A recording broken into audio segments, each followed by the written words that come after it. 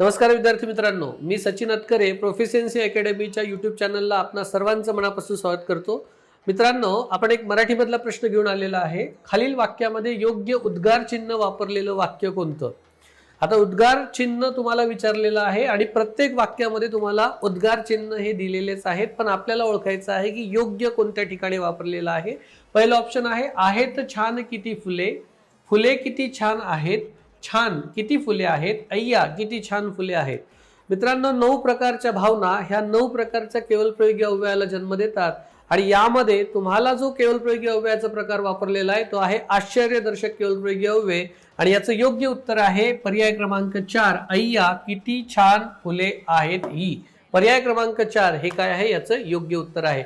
अशाच दर्जेदार प्रश्नाच्या उत्तरासाठी आणि नवीन प्रश्नांसाठी प्रोफिशियन्सी अकॅडमी हे आपलं यूट्यूब चॅनल नक्की सगळ्यांनी लाईक करा, शेअर करा आणि सबस्क्राईब करा। धन्यवाद।